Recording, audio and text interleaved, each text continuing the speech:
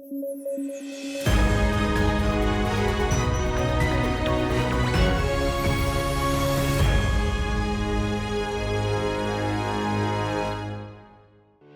में यूपीएससी की तैयारी से संबंधित प्रोग्राम्स को देखने के लिए सब्सक्राइब करें स्टडी IQ-IAS हिंदी। प्रधानमंत्री नरेंद्र मोदी ने नई दिल्ली में सीबीआई के डायमंड जुबली समारोह का शुभारंभ किया। इस समारोह के अवसर पर पोस्टल स्टाम्प भी जारी किया गया है और साथ ही सीबीआई के पुणे, नागपुर और शिलांग में तैयार हुए ऑफिस का भी शुभारंभ किया गया है। डायमंड जुबली का आयोजन 60 साल पूरे होने पर किया जाता है। सीबीआई का गठन 1 अप्रैल 1963 को गृह मंत्रालय के एक संकल्प के द्वारा किया गया था। इसका गठन संथानम आयोग की सिफारिश पर किया गया था। वर्तमान में CBI department of personal, ministry of personal, pension and public grievances के तहत कार्यरत है। वर्तमान में सीबीआई के डायरेक्टर SK जायसवाल हैं। सीबीआई देश की टॉप इन्वेस्टिगेटिव एजेंसी है। इसके पास गंभीर मामलों का इन्वेस्टिगेशन करने और देश के पुलिस बलों को भ्रष्टाचार से लड़ने में लीडरशिप मुहैया कराने की दोहरी जिम्मेदारी है। सीबीआई में क्राइम के लिए 3 डिवीजन तैयार किए गए हैं। इनमें anti corruption division, economic offences division and special crime division शामिल है। गौरतलब है कि ये कॉन्स्टिट्यूशनल बॉडी नहीं है। इसे शक्ति दिल्ली विशेष पुलिस स्थापना अधिनियम 1946 से मिलती है। इसके मुख्य काम है केंद्र सरकार के कर्मचारियों के भ्रष्टाचार, रिश्वतखोरी और दुराचार आदि मामलों की जांच करना। इसके अलावा राज्य सरकार के अनुरोध पर किसी सार्वजनिक महत्व के मामले की जांच करना। साथ ही ये भ्रष्टाचार निरोधक एजेंसियों और विभिन्न राज्य पुलिस बलों के बीच समन्वय स्थापित करने का भी काम करती है। सीबीआई भारत में इंटरपोल के नेशनल सेंट्रल ब्यूरो के रूप में भी कार्य करती है। यूके ने CPTPP यानी comprehensive and progressive agreement for trans Pacific partnership को स्वीकार कर लिया है।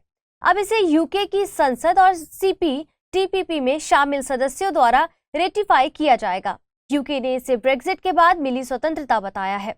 यूके के यूरोपियन यूनियन से अलग होने को ब्रेक्जिट कहा जाता है। CPTPP एक 11 सदस्यीय फ्री ट्रेड एग्रीमेंट है। इसमें Australia, Brunei, Canada, Chile, Japan, Malaysia, Mexico, New Zealand, Peru, Singapore और वियतनाम शामिल है। 2021 के आंकड़ों के मुताबिक यूके समेत इन 11 देशों की GDP वैश्विक स्तर पर 11 ट्रिलियन यूरो के करीब है। ये TPP यानी ट्रांस पैसिफिक पार्टनरशिप के ही स्थान पर लाया गया है। गौरतलब है कि साल 2017 में USA TPP इससे बाहर हो गया है। यूके के इस समूह में शामिल होने के कई फायदे हैं। यूके की ग्रोथ में इजाफा होगा, सदस्य देशों के बाजारों तक पहुंच सुनिश्चित होगी, जिससे यूके अपनी वस्तुएं और सेवाएं बेच सकेगा। इससे डिजिटल ट्रेड को भी फायदा पहुंचेगा। आपको बता दें कि भारत CPTPP का हिस्सा नहीं है। चीन ने 2021 में इसमें सदस्यता के लिए आवेदन किया था।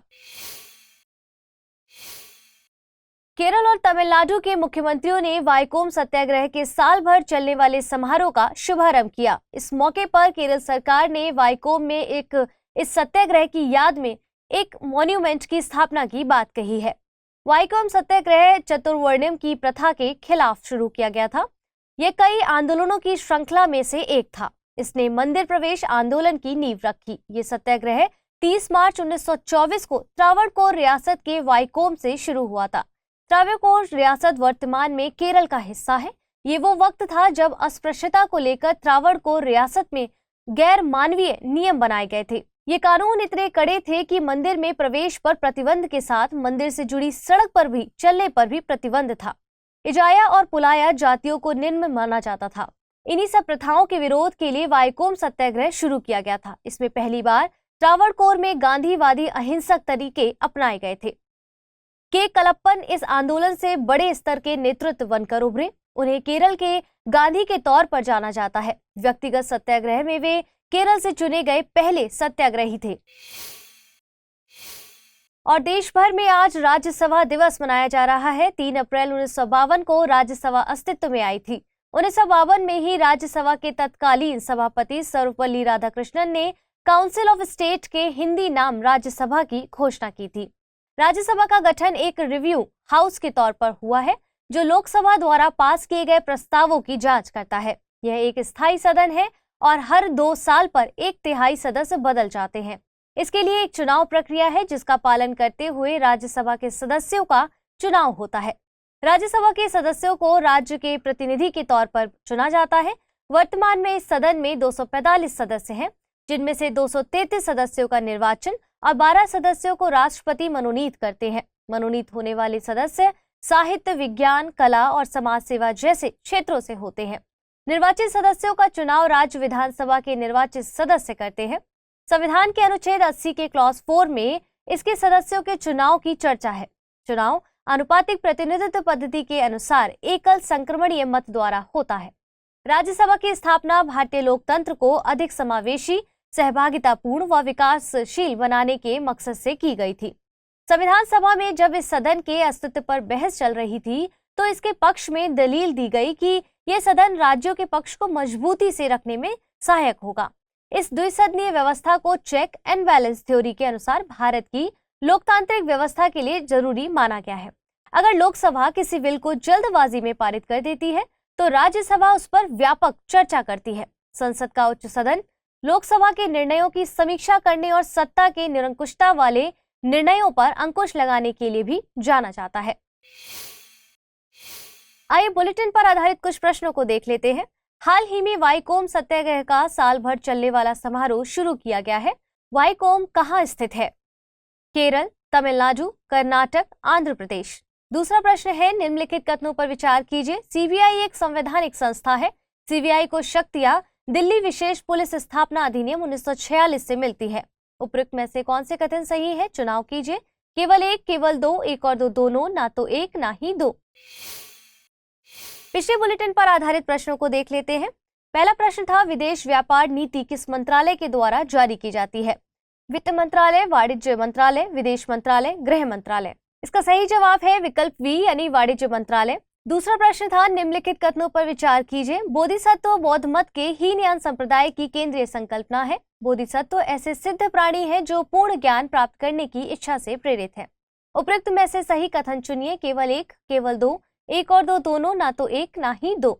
सही जवाब है विकल्प वी यानी केवल दो कथन सही है। बोधिसत्व बौद्ध मत के महायान संप्रदाय की संकल्पना है।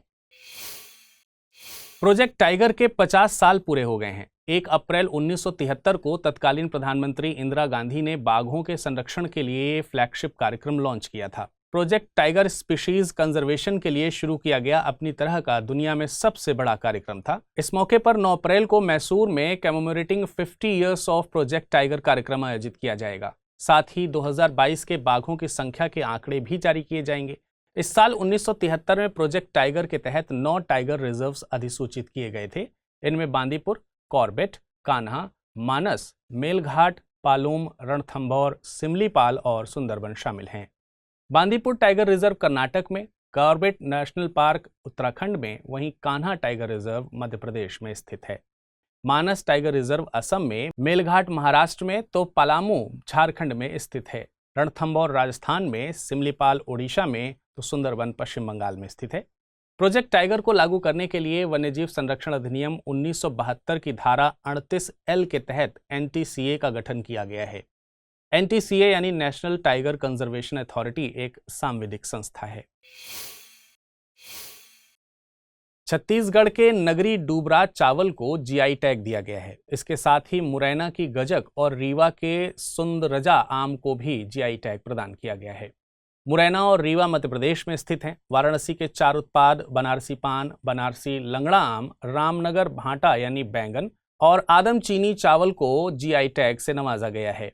इससे इन उत्पादों को अंतर्राष्ट्रीय और राष्ट्रीय स्तर पर मान्यता हासिल होगी। नगरी डूबराज चावल के GI टैग के लिए एक सेल्फ हेल्प ग्रुप मां दुर्गा स्वयं सहायता समूह ने अप्लाई किया था। नगरी डूबराज चावल को इसकी खुशबू के लिए छत्तीसगढ़ का बासमती कहा जाता है।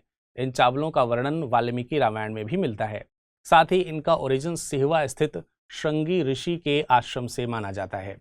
2019 में छत्तीसगढ़ के जीराफूल चावल को भी GI टैग दिया गया था। आपको बता दें कि चावल खरीफ की फसल है जिसे उच्च तापमान, उच्च आर्द्रता और पानी की पर्याप्त सप्लाई की जरूरत होती है। दुनिया में चावल के उत्पादन में भारत चीन के बाद दूसरे स्थान पर आता है। GI टैग के जरिए उत्पादों को कानूनी संरक्षण मिलता है। साथ ही GI टैग किसी उत्पाद की अच्छी गुणवत्ता का पैमाना भी होता है। 4 अप्रैल को जैन धर्म के 24वें तीर्थंकर महावीर स्वामी की जयंती मनाई जा रही है। यह जैन समुदाय के महत्वपूर्ण त्योहारों में से एक है। जैन समुदाय के अन्य महत्वपूर्ण पर्वों में पर्युषण पर्व, दशलक्षण पर्व, पंच कल्याणक पर्व और दीपक मालिका पर्व शामिल हैं। जैन धर्म के पहले तीर्थंकर ऋषभदेव थे। जैन शास्त्रों के अनुसार इनका जन्म हिंदू कैलेंडर के चैत्र महीने में bright half of the moon यानी शुक्ल पक्ष के 13वें दिन हुआ था। यह हर साल ग्रेगोरियन कैलेंडर के मार्च या अप्रैल के महीने में आता है। एक परंपरा के अनुसार महावीर स्वामी का जन्म वैशाली के पास किसी गांव में हुआ था। आरंभ में महावीर स्वामी गृहस्थ जीवन में थे। बाद में 30 साल की अवस्था में घर छोड़कर ये सन्यासी हो गए। ऐसा माना जाता है कि उन्होंने अपनी 12 साल की लंबी यात्रा के दौरान एक भी बार वस्त्र नहीं बदले, जबकि कैवल्य अर्थात ज्ञान प्राप्त होते ही उन्होंने वस्त्र का एकदम त्याग कर दिया था। कैवल्य द्वारा उन्होंने सुख दुख पर विजय प्राप्त की। इसी कारण वे महावीर अर्थात महान शूरवीर या जिन अर्थात विजेता कहलाए। उनके द्वारा चलाए गए धर्म को मानने वाले जैन कहलाते हैं। जैन धर्म के अनुसार 5 व्रत हैं। अहिंसा अर्थात हिंसा नहीं करना, अमृषा अर्थात झूठ नहीं बोलना, अचौर्य अर्थात चोरी नहीं करना, अपरिग्रह अर्थात संपत्ति अर्जित नहीं करना, ब्रह्मचर्य अर्थात इंद्रियों पर संयम रखना। महावीर स्वामी ने इनमें केवल 5वां व्रत जोड़ा है। 4 व्रत पहले से ही चले आ रहे थे। जैन धर्म में अहिंसा पर बहुत ज्यादा बल दिया जाता था, इसलिए इसे व्यापारियों द्वारा ही ज्यादा अपनाया गया। किसान जिन्हें फसल बचाने के लिए कीटों को मारना पड़ता था, इन नियमों को मानने में असमर्थ थे। जैन धर्म के त्रिरत्नों में सम्यक दर्शन, सम्यक ज्ञान और सम्यक आचरण शामिल हैं। जैन धर्म के तर्क के मुताबिक सही समझ और ज्ञान विकसित कर मनुष्य को स्वयं के मन को नियंत्रित करना चाहिए। यदि इसमें सम्यक आचरण भी जोड़ दिया जाए तो मनुष्य मुक्ति या निर्वाण के पथ पर अग्रसर हो जाता है। भारत और मलेशिया के बीच व्यापार संबंधी पेमेंट्स को लेकर भारतीय रुपए में करने पर सहमति बन गई है। विदेश मंत्रालय ने ये जानकारी मुहैया कराई है। ये निर्णय आरबीआई द्वारा जुलाई 2022 में अंतर्राष्ट्रीय व्यापार को रुपए में सेटल करने की अनुमति देने के बाद आया है। गौरतलब है कि रूस यूक्रेन युद्ध के बाद से ही डॉलर की कीमतें रुपए के मुकाबले बढ़ रही हैं। ऐसे में अंतर्राष्ट्रीय व्यापार में रुपए को बढ़ावा दिया जा रहा है। इस सेटलमेंट के लिए यूनियन बैंक ऑफ इंडिया ने कुआलालंपुर में स्थित इंटरनेशनल बैंक ऑफ मलेशिया में स्पेशल रुपी वोस्त्रो अकाउंट्स खोला है। वोस्त्रो अकाउंट्स घरेलू मुद्रा में पेमेंट्स के लिए खोले जाने वाले खाते हैं। इनमें घरेलू बैंक विदेशी बैंक में अकाउंट्स खोलता है, जिससे बैंक्स अपने ग्राहकों को अंतर्राष्ट्रीय बैंकिंग की सुविधाएं मुहैया करा सकें। वोस्त्रो का लैटिन भाषा में अर्थ है योर्स। रुपया का अंतर्राष्ट्रीयकरण होने से विदेशी मुद्रा भंडारण की जरूरत कम होगी। वैश्विक स्तर पर भारतीय मुद्रा का स्टेटस भी बढ़ेगा। करेंसी रिस्क में भी कमी आ जाती है। चलिए अब बारी है आज के बुलेटिन पर आधारित प्रश्नों को जानने की। पहला प्रश्न है, निम्नलिखित युग्म में से सही का चयन कीजिए। जीराफूल छत्तीसगढ़, नगरी डुबराज मध्य प्रदेश, आदमचीनी उत्तर प्रदेश। केवल एक युग्म सही है, केवल 2 युग्म सही हैं, केवल 3 युग्म सही हैं या इनमें में से कोई भी युग्म सही नहीं है। अगला प्रश्न है, निम्नलिखित कथनों पर विचार कीजिए। महावीर स्वामी जैन धर्म के पहले तीर्थंकर थे। पलामू टाइगर रिजर्व पश्चिम बंगाल में स्थित है। उपयुक्त में से सही कथन या कथनों का चुनाव कीजिए। केवल 1, केवल 2, 1 और 2 दोनों, ना तो 1 ना ही 2। चलिए अब बारी है पिछले बुलेटिन पर आधारित प्रश्नों को देखने की और उनके सही उत्तर जानने की। पहला प्रश्न पूछा गया था, हाल ही में वायकॉम सत्याग्रह का साल भर चलने वाला समारोह शुरू किया गया है। वायकॉम कहाँ स्थित है? केरल, तमिलनाडु, कर्नाटका या फिर आंध्र प्रदेश? इसका सही जवाब है विकल्प ए यानी केरल। अगला प्रश्न था, निम्नलिखित कथनों पर विचार कीजिए। सीबीआई एक संवैधानिक संस्था है। सीबीआई को शक्तियां दिल्ली विशेष पुलिस स्थापना अधिनियम 1946 से मिलती हैं। उपयुक्त में से सही कथन या कथनों का चुनाव कीजिए। केवल 1, केवल 2, 1 और 2 दोनों, ना तो 1 ना ही 2। इसका सही जवाब है विकल्प बी यानी सीबीआई एक संवैधानिक संस्था नहीं है, इसे एक प्रस्ताव के जरिए गठित किया गया था। हिंदी में यूपीएससी की तैयारी से संबंधित प्रोग्राम्स को देखने के लिए सब्सक्राइब करें स्टडी IQIAS हिंदी।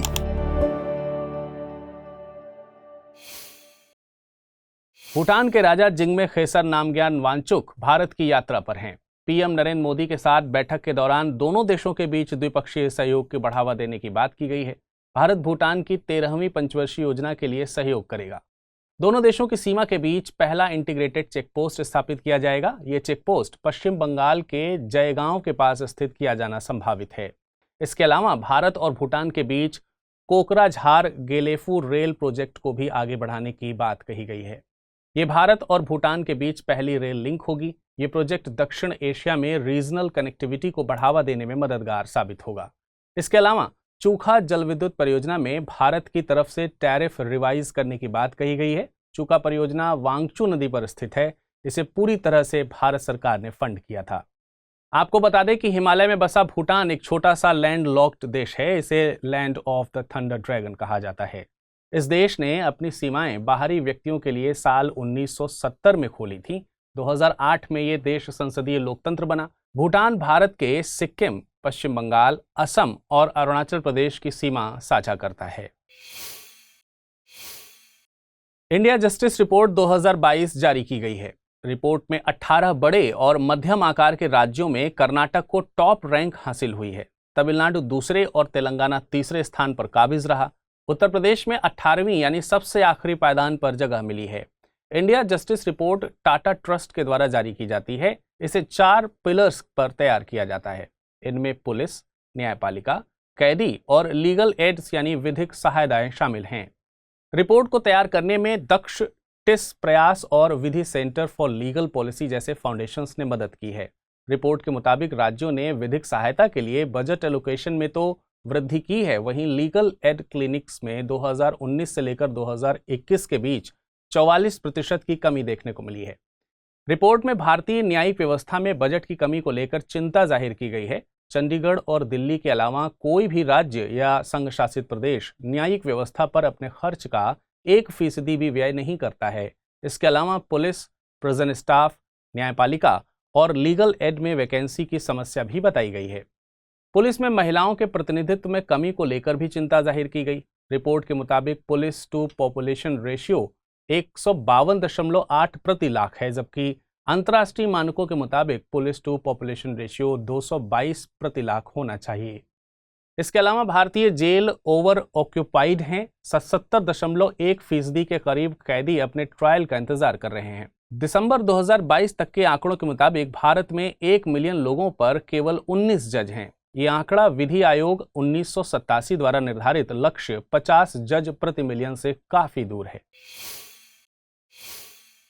MSSC यानी महिला सम्मान सेविंग सर्टिफिकेट को लागू करने की अधिसूचना जारी की गई है।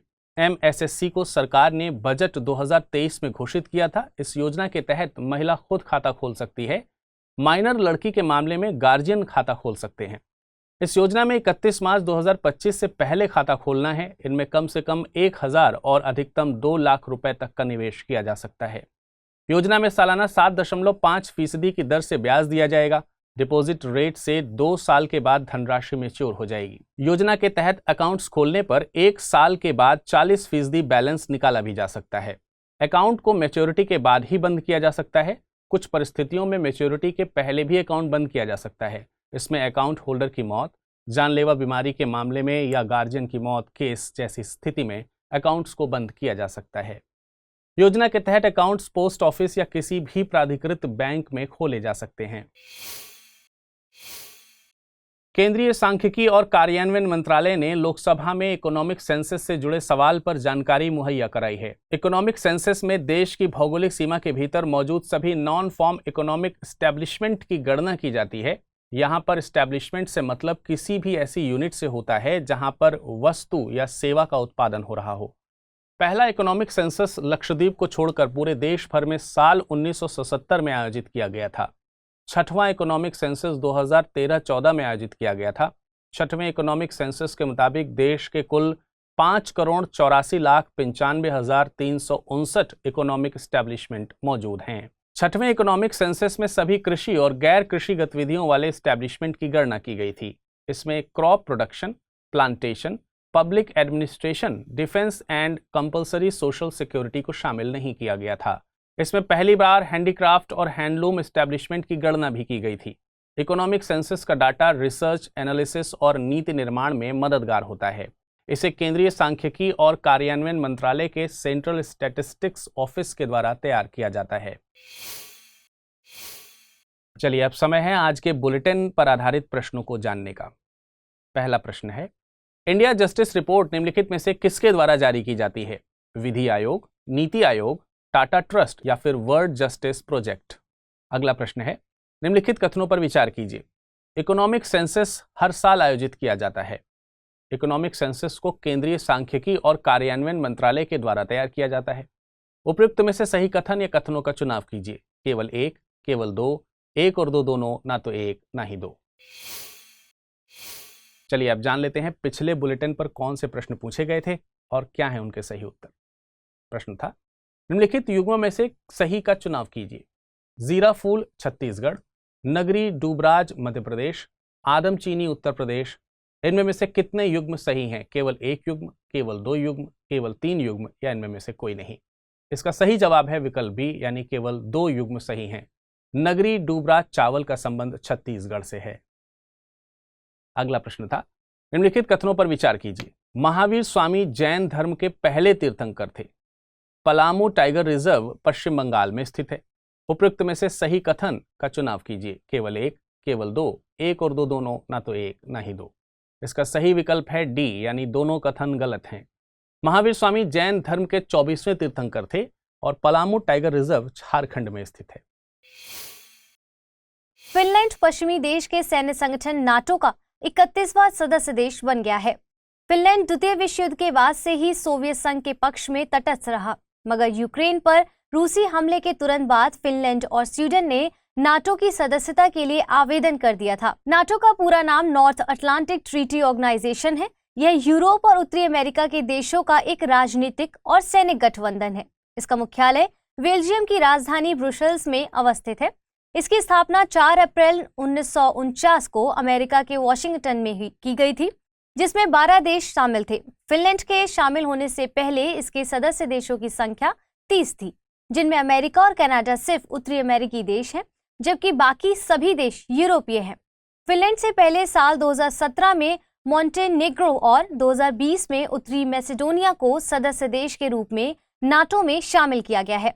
नाटो सामूहिक रक्षा के सिद्धांत पर काम करता है। इसका मतलब होता है कि एक या अधिक सदस्यों पर आक्रमण सभी सदस्य देशों पर आक्रमण माना जाएगा। इस सिद्धांत का जिक्र नाटो संविधान के अनुच्छेद 5 में किया गया है। इस अनुच्छेद को पहली बार संयुक्त राज्य अमेरिका पर 11 सितंबर 2001 को हुए आतंकवादी हमले के बाद लागू किया गया था। नाटो में कोई भी निर्णय सभी 30 सदस्यों के सामूहिक इच्छा के आधार पर लिया जाता है। इसके सभी सदस्यों का कुल सैनिक खर्च दुनिया के रक्षा खर्च का 70% से अधिक है। इनमें संयुक्त राज्य अमेरिका अकेले दुनिया का कुल सैनिक खर्च का आधा हिस्सा खर्च करता है, जबकि ब्रिटेन, फ्रांस, जर्मनी और इटली साझे तौर पर 15% खर्च करते हैं। आपको बता दें कि भारत नाटो का सदस्य नहीं है। कर्नाटक के बागवानी मंत्री मुन्नी रत्न पर हेट स्पीच के लिए आईपीसी की धारा 153A के तहत एफआईआर दर्ज किया गया है। मंत्री पर आरोप है कि उसने अपने निर्वाचन क्षेत्र में ईसाइयों के खिलाफ दुर्भावनापूर्ण भाषण दिया है। आईपीसी यानी भारतीय दंड संहिता की धारा 153A धर्म, जाति, जन्म, स्थान, निवास, भाषा आदि के आधार पर विभिन्न समूहों के बीच शत्रुता को बढ़ावा देने और सद्भाव बिगाड़ने के मामले में सजा का प्रावधान करता है। इसके तहत 3 साल तक का कारावास या जुर्माना या दोनों हो सकता है। वर्तमान में इस कानून के दुरुपयोग के खिलाफ कुछ सुरक्षा उपाय मौजूद हैं। धारा 153A और 153B के तहत कोर्ट में मामला शुरू करने के लिए सरकार से पूर्व अनुमति की जरूरत होती है। हालांकि प्रारंभिक जांच के लिए ऐसी पूर्व अनुमति की जरूरत नहीं होती है। गौरतलब है कि आईपीसी की धारा 153A मूल दंड संहिता का हिस्सा नहीं था। इसे 1898 में अधिनियमित किया गया था। इससे पहले विभिन्न समूहों के बीच शत्रुता को बढ़ावा देने के लिए राजद्रोह के अंग्रेजी कानून के तहत मुकदमा चलाया जाता था। वहीं हेट स्पीच को आईपीसी में कहीं भी स्पष्ट रूप से परिभाषित नहीं किया गया है। इसके लिए अलग अलग मामलों में आईपीसी के अलग अलग धाराओं का इस्तेमाल किया जाता है। धारा 153A और 153B दो समूहों के बीच दुश्मनी और नफरत पैदा करने वाले कृत्यों को दंडनीय बनाती है, जबकि धारा 295 जानबूझकर या दुर्भावनापूर्ण इरादे से लोगों के किसी वर्ग की धार्मिक भावनाओं को आहत करने वाले कृत्यों को दंडित करने से संबंधित है। वहीं धारा 505 का क्लॉज 1 और 505 के क्लॉज 2 ऐसी सामग्री के प्रकाशन और प्रसार को अपराध बनाती है जिससे विभिन्न समूहों के बीच द्वेष या घृणा उत्पन्न हो सकती है। इसके अलावा जनप्रतिनिधित्व अधिनियम 1951 की धारा 8 हेट स्पीच के दोषी व्यक्तियों को चुनाव लड़ने से रोकती है। ऐसे व्यक्ति विधायिका की सदस्यता रखने के लिए भी अयोग्य हो जाता है। इसी कानून की धारा 123 के क्लॉज 3A और 125 चुनाव में जाति, धर्म, समुदाय, जाति या भाषा के आधार पर दुश्मनी को बढ़ावा देने पर रोक लगाती है और इसे भ्रष्ट चुनावी कृत्य के तहत शामिल करती है। उधर भारत को 4 सालों के लिए संयुक्त राष्ट्र के सर्वोच्च सांख्यिकी निकाय संयुक्त राष्ट्र सांख्यिकी आयोग के लिए चुना गया है। इस आयोग में भारत का कार्यकाल 1 जनवरी 2024 से शुरू होकर 31 दिसंबर 2027 को खत्म हो जाएगा। संयुक्त राष्ट्र सांख्यिकी आयोग संयुक्त राष्ट्र की एक संस्था है।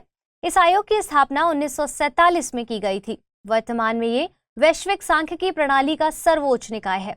यहाँ दुनिया भर के सदस्य देशों के मुख्य सांख्यिकीविद एक साथ आते हैं। यह संयुक्त राष्ट्र आर्थिक और सामाजिक परिषद का एक कार्यात्मक आयोग है। यह UNSD यानी संयुक्त राष्ट्र सांख्यिकी प्रभाग के काम की देखरेख भी करता है। इतना ही नहीं, यह अंतर्राष्ट्रीय सांख्यिकी गतिविधियों के लिए निर्णय लेने वाला शीर्ष निकाय है। ये सांख्यिकी मानकों की स्थापना के साथ साथ अवधारणाओं और तरीकों के विकास के लिए भी जिम्मेदार है। वर्तमान में इस निकाय में संयुक्त राष्ट्र के 24 सदस्य देश शामिल हैं। इसके सदस्यों में अफ्रीका में 5 देश, एशिया प्रशांत क्षेत्र से 4, पूर्वी यूरोप से 4, लैटिन अमेरिका और कैरिबियाई क्षेत्र से 4, पश्चिम यूरोप से 7 देश शामिल होते हैं। इन्हें एक समान भौगोलिक वितरण के आधार पर संयुक्त राष्ट्र इकोनॉमिक और सोशल काउंसिल की ओर से चुना जाता है। इस बार के चुनाव में भारत को गुप्त मतदान के जरिए चुना गया है, जबकि Argentina, Sierra Leone, Slovenia, Ukraine, United Republic of Tanzania और अमेरिका को बगैर मतपत्र के मौखिक मतदान के माध्यम से चुना गया है। एशिया प्रशांत क्षेत्र से 2 सीटों के लिए हुए चुनाव में भारत ने 53 में से 46 वोट हासिल किए हैं, जबकि प्रतिद्वंदी कोरिया गणराज्य को 23 वोट और चीन को 19 वोट और संयुक्त अरब अमीरात को 15 वोट मिले हैं। मौसम विज्ञान संस्थाओं द्वारा मई 2023 में अल नीनो के विकास का अनुमान लगाया गया है। मई या जून में अल नीनो के विकास से दक्षिण पश्चिमी मानसून के कमजोर होने की संभावना बनी रहती है। इस माह में भारत को कुल वर्षा का लगभग 70% प्राप्त होता है। अल नीनो एक अजीबोगरीब समुद्री और जलवायु घटना है जो कुछ अंतराल पर दक्षिण प्रशांत महासागर में पेरू के तट पर दिखता है।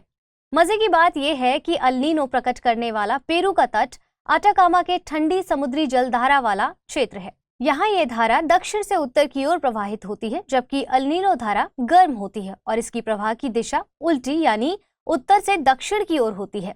यह आमतौर पर क्रिसमस के आसपास प्रकट होती है और यहाँ के समुद्री सतह को गर्म कर देती है। समुद्री सतह के असामान्य रूप से गर्म होने से ऊपर बहने वाली व्यापारिक हवाएं कमजोर हो जाती हैं, यहाँ तक कि उनके उलझने का कारण भी बन सकती हैं। इससे व्यापारिक हवाओं के जरिए दुनिया भर के अधिकांश स्थानों पर जो वर्षा होती है उसकी मात्रा में कमी आ जाती है। अल नीनो का प्रभाव भारत के दक्षिणी पश्चिमी मानसून पर भी पड़ता है। ऐसा देखा गया है कि अल नीनो के साल में दक्षिणी पश्चिमी मानसून कमजोर पड़ने लगता है। इससे देश के कई इलाकों में सूखे की संभावना बढ़ जाती है और अल नीनो के कारण भारत और दुनिया के कई दूसरे इलाकों जैसे कि दक्षिण अफ्रीका, ऑस्ट्रेलिया, इंडोनेशिया और प्रशांत द्वीप समूह में हीट वेव और सूखे की संभावना भी बढ़ जाती है, जबकि संयुक्त राष्ट्र अमेरिका के कैलिफोर्निया जैसे पश्चिमी तटों में ये भारी वर्षा और बाढ़ के साथ प्रवाल भित्तियों के विरंजन और मृत्यु का कारण बनता है। आइए अब बुलेटिन पर आधारित कुछ प्रश्नों को देख लेते हैं। हेट स्पीच के संबंध में निम्नलिखित कथनों पर विचार कीजिए। आईपीसी की धारा 153 हेट स्पीच को स्पष्ट रूप से परिभाषित नहीं करती है। हेट स्पीच के तहत दोषी व्यक्ति संसद या विधानमंडल के लिए चुनाव लड़ने का पात्र नहीं होता है, मगर वह विधायिका की सदस्यता रखने के बाद दोषी पाया जाता है तो वह सदस्यता से अयोग्य नहीं होता है। उपयुक्त में से सही कथन या कथनों का चुनाव कीजिए। केवल एक, केवल दो, एक और दो दोनों, ना तो एक ना ही दो।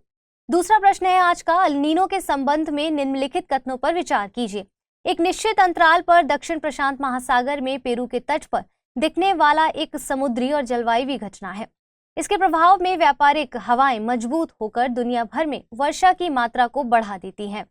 उपयुक्त में से सही कथन या कथनों का चुनाव कीजिए। केवल एक, केवल दो, एक और दो दोनों, ना तो एक ना ही दो। पिछले बुलेटिन पर आधारित कुछ प्रश्नों को देख लेते हैं। इंडिया जस्टिस रिपोर्ट निम्न में से किसके द्वारा जारी की जाती है? विधि आयोग, नीति आयोग, टाटा ट्रस्ट या फिर वर्ल्ड जस्टिस प्रोजेक्ट? सही जवाब है विकल्प सी यानी Tata trust. India justice report Tata trust के द्वारा जारी की जाती है, मगर रिपोर्ट को तैयार करने में दक्ष, टिस प्रयास और विधि सेंटर फॉर लीगल पॉलिसी जैसे फाउंडेशंस द्वारा मदद की जाती है। अगला प्रश्न था, निम्नलिखित कथनों पर विचार कीजिए। इकोनॉमिक सेंसस हर साल आयोजित किया जाता है। इकोनॉमिक सेंसस को केंद्रीय सांख्यिकी और कार्यान्वयन मंत्रालय के द्वारा तैयार किया जाता है। उपयुक्त में से सही कथन या कथनों का चुनाव कीजिए। केवल एक, केवल दो, एक और दो दोनों, ना तो एक ना ही दो। सही जवाब है विकल्प बी यानी केवल दूसरा कथन ही सही है। इकोनॉमिक सेंसस हर साल आयोजित नहीं किया जाता है, जबकि इसे केंद्रीय सांख्यिकी और कार्यान्वयन मंत्रालय के सेंट्रल स्टैटिस्टिक्स ऑफिस के द्वारा तैयार किया जाता है। हिंदी में यूपीएससी की तैयारी से संबंधित प्रोग्राम्स को देखने के लिए सब्सक्राइब करें स्टडी IQIAS हिंदी। 7 अप्रैल को दुनिया भर में विश्व स्वास्थ्य दिवस मनाया जाता है और साल की थीम हेल्थ फॉर ऑल रखी गई है। गौरतलब है कि 7 अप्रैल 1948 को ही विश्व स्वास्थ्य संगठन की स्थापना की गई थी। 2023 में ये संगठन अपनी स्थापना के 75 साल पूरे कर रहा है। 1948 में स्थापित WHO यूनाइटेड नेशंस की एक एजेंसी है और इसका मुख्यालय स्विट्जरलैंड के जिनेवा में स्थित है। इसका मकसद दुनिया को स्वास्थ्य के मसले पर सुरक्षित रखना और वल्नरेबल सेक्शन तक सुविधाएं पहुंचाना है। WHO कई मुद्दों पर काम करता है, मसलन मानव पूंजी की देखभाल करना, मानसिक स्वास्थ्य के बारे में जागरूकता बढ़ाना, गैर संक्रामक रोगों की रोकथाम के लिए भी काम करना, छोटे द्वीपीय देशों में जलवायु परिवर्तन से निपटना, एंटी माइक्रोबियल रेजिस्टेंस की रोकथाम के लिए भी काम करना। इसके अलावा संचारी रोगों के उन्मूलन के लिए भी जिम्मेदार है। WHO के प्रशासन के लिए 2 निकाय जिम्मेदार होते हैं, वर्ल्ड हेल्थ असेंबली और executive board. World health assembly प्रमुख नीति निर्माता संस्था है। एग्जीक्यूटिव बोर्ड असेंबली के निर्णयों और नीति को लागू करने के लिए जिम्मेदार है। ऑर्गेनाइजेशन का प्रमुख डायरेक्टर जनरल होता है, जिसे असेंबली के द्वारा एग्जीक्यूटिव बोर्ड के नॉमिनेशन पर नियुक्त किया जाता है। डायरेक्टर जनरल को केवल एक बार रीअपॉइंट किया जा सकता है। WHO के वर्तमान director general doctor Tedros Adhanom Ghebreyesus हैं। यूनियन कैबिनेट ने इंडियन स्पेस पॉलिसी 2023 को मंजूरी दे दी है। नीति के जरिए निजी क्षेत्र की जिम्मेदारियां और भूमिकाओं को स्ट्रीमलाइन किया जाएगा। अंतरिक्ष क्षेत्र को निजी क्षेत्र के लिए साल 2020 में खोला गया था और इसके बाद से 200 से ज्यादा स्टार्टअप इस क्षेत्र में सुविधाएं मुहैया करा रहे हैं। इन स्पेस यानी Indian National Space Promotion and Authorisation Centre की घोषणा 24 जून 2020 को की गई थी। इसका गठन डिपार्टमेंट ऑफ स्पेस के तहत स्वतंत्र नोडल एजेंसी के तौर पर किया गया था। आधिकारिक तौर पर इसका शुभारंभ 10 जून 2022 को किया गया था और इसका मकसद NGEs यानी नॉन गवर्नमेंट एंटिटीज की विभिन्न अंतरिक्ष गतिविधियों को बढ़ावा देने, अधिकृत करने और पर्यवेक्षण करने के लिए जिम्मेदार है। इसे अंतरिक्ष क्षेत्र में निजी संस्थाओं के लिए एक एकल विंडो के तौर पर स्थापित किया गया है। इन स्पेस भारत में निजी अंतरिक्ष क्षेत्र की अर्थव्यवस्था को बढ़ावा देने में महत्वपूर्ण भूमिका निभाता है। इसके अलावा कैबिनेट ने महाराष्ट्र के हिंगोली में LIGO यानी laser interferometer gravitational wave observatory के गठन को मंजूरी भी दी है। LIGO कॉस्मिक गुरुत्वीय तरंगों का पता लगाने और उन्हें ट्रैक करने के लिए काम करेगी। ये दुनिया में तीसरी LIGO ऑब्जर्वेटरी है, जिससे पहले 2 ऑब्जर्वेटरी US में मौजूद हैं। हाल ही में विश्व बैंक और एशियन डेवलपमेंट बैंक दोनों संस्थाओं ने भारत की ग्रोथ रेट को लेकर आंकड़े जारी किए थे। दोनों ही संस्थाओं ने पूर्व में जारी आंकड़ों की तुलना में भारत की ग्रोथ में कमी की है। विश्व बैंक के इंडिया डेवलपमेंट अपडेट रिपोर्ट के मुताबिक वित्त वर्ष 2023-24 के लिए भारत की ग्रोथ रेट 6.3% आंकी है, जबकि विश्व बैंक ने दिसंबर 2022 में भारत के लिए 6.6% ग्रोथ रेट की घोषणा की थी। ADB यानी एशियन डेवलपमेंट बैंक ने भारत की ग्रोथ रेट 6.4% रहने की उम्मीद जाहिर की है। ADB की स्थापना एशिया प्रशांत क्षेत्र में आर्थिक विकास और सहयोग में तेजी लाने के लिए एक वित्तीय संस्था के रूप में की गई थी। यह अपने सदस्यों और सहयोगियों को ऋण, तकनीकी सहायता, अनुदान और इक्विटी निवेश के जरिए आर्थिक और सामाजिक विकास को बढ़ावा देता है। एडीबी में वर्तमान में 68 सदस्य देश शामिल हैं, जिनमें से 49 एशिया प्रशांत के क्षेत्र से और 19 दुनिया के अन्य क्षेत्रों से हैं।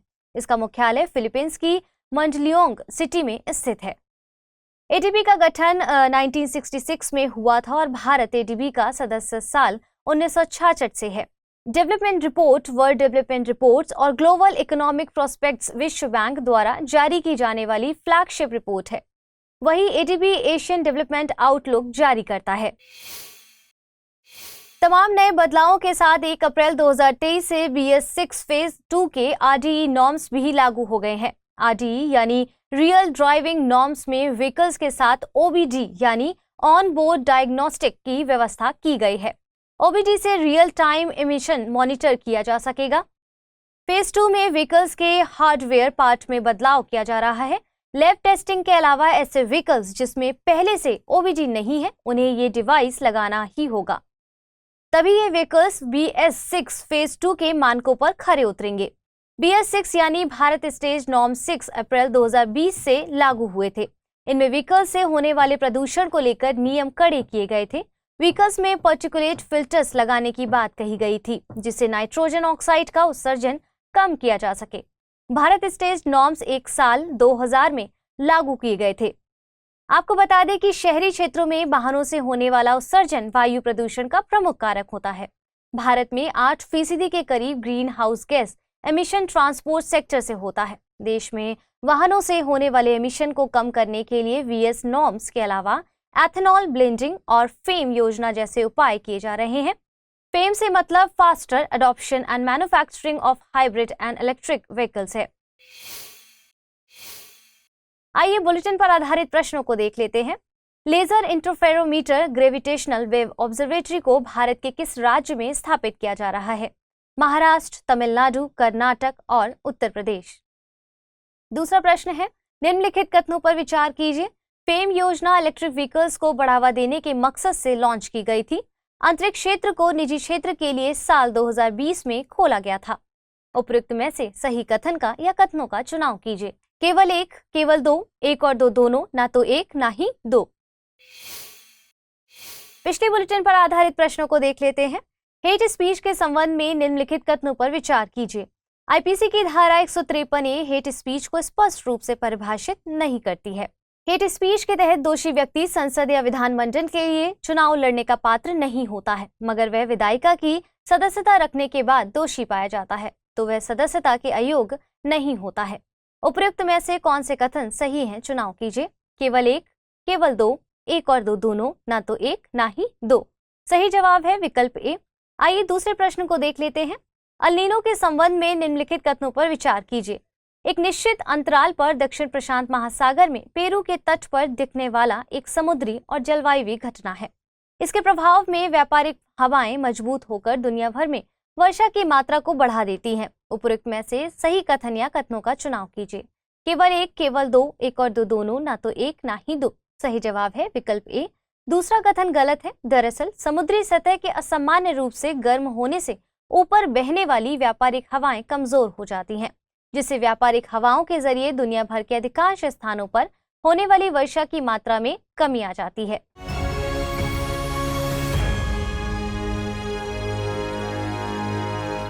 हिंदी में यूपीएससी की तैयारी से संबंधित प्रोग्राम्स को देखने के लिए सब्सक्राइब करें स्टडी IQ IAS हिंदी।